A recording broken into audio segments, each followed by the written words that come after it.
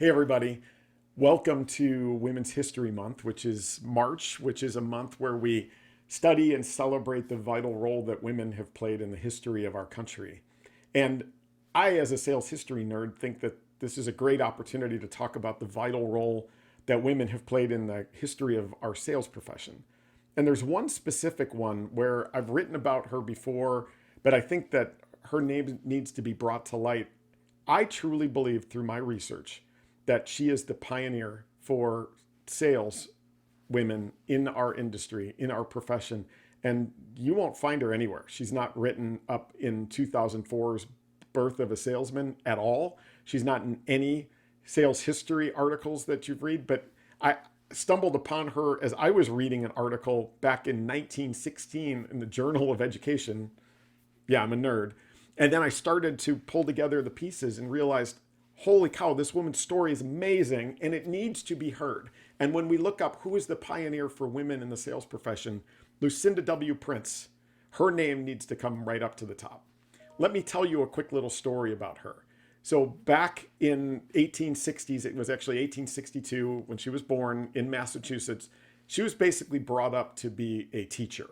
So she was sent to schools. They had something called normal schools, which was elementary and high school education that was focused on developing future teachers for elementary schools. And she did that all the way through college. But then she was afforded the opportunity to go over to Germany to continue her studies. And that's where she learned the whole concept of continuing education. With that in mind, comes back to the US. It's the early 1900s at this point. And she is actually a leader in a group of women that would get together that were women who work. Bi-monthly, they would get together and just talk about the issues they were facing. One of the issues that they talked about was this idea that, we have just as much experience, but we're not getting paid as much. She looked into it and realized, well, it wasn't quite the experience, it was the education that was missing, that these women were just simply not afforded the opportunity to learn and be educated as much as the men were. And she thought, there's no way that we're going to be able to achieve our full potential unless we're afforded those opportunities. And she decided to make that her life's mission. Now, here's where the story gets cool. 1905, she is on the leadership committee for what's called the WEIU, which is the Women's Educational and Industrial Union. In 1905, she starts a class, a sales class for women that is solely focused on women. The way she creates it, she was going to teach it. She had room for 20, 21 students, and 16 signed up. So she couldn't really get a whole lot of momentum going. And it turned out the 16 didn't even really want to be there. Like, a lot of them were high school dropouts and another educational environment that does not sound like fun. And the other problem was that the businesses didn't care either. There was no credibility in this program. So they would go through it, they'd come out the other end and like, all right, good for you. So what Miss Prince did is she realized that she needed the businesses to be advocates and supportive of this. And finding just random women who wanted to learn was not going to work. But collaborating with the businesses to actually have their women employees sign up and use part of their time to go to these classes was the way to do it. And so she went business to business, faced a lot of bias, faced a lot of issues. But here's one thing that was just so awesome. Apparently, she, quote, won them over by demonstrating she could outsell even their best salespeople. Like, how cool is that? I would have loved to have known how she did that. So soon, these businesses were starting to send their own employees and paying them a minimum wage while they were going through the class. Well, the results were amazing, first of all, to the point where within a couple of years, the businesses were paying them their full salary while they were going through the class. But the other thing about it is, remember I said that there was only room for 20, 21 people in the first couple of cohorts? Well, by the third cohort, there was 100 people that had applied. And now the demand was rising. This program was growing. And within a couple of years, Miss Prince became basically a national celebrity as it related to salesmanship. She was speaking all over the country. There's an article that I read in the Cincinnatian, so Cincinnati, Ohio, that was talking about here, this famous educator speaking about the programs that she's running in Boston. And so by about 1911, she had a ton of people going through the program. She was teaching teachers so that it could continue to spread throughout the country.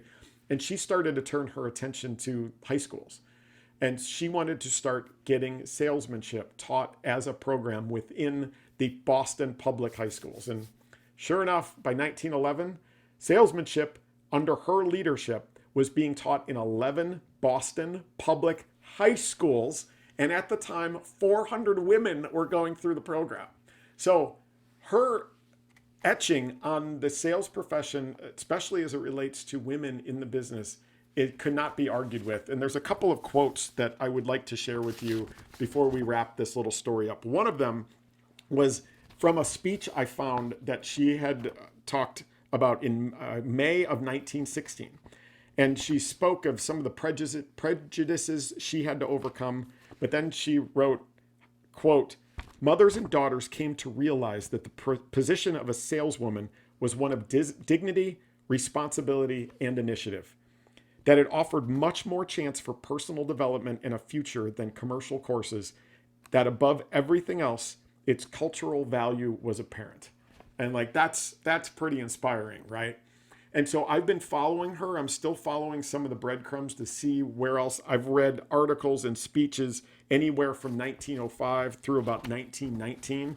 But the last little piece here that I found was an article mentioning her, a very obscure article in 2009, so 12 years ago. And it said, as for her school of salesmanship, Simmons College, so that's in Massachusetts, is still home to the Prince Program in Retail Management and WEIU under the new name of Crittenden Women's Union.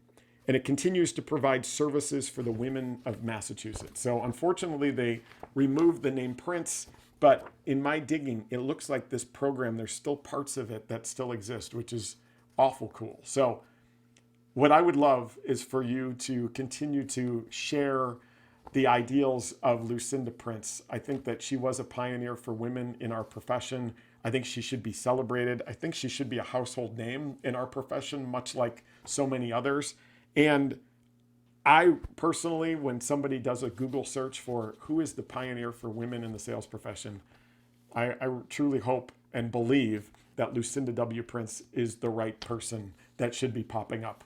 So I would love to hear what you think. I hope you found this educational. I'm inspired by it, and I hope you are too. So thank you.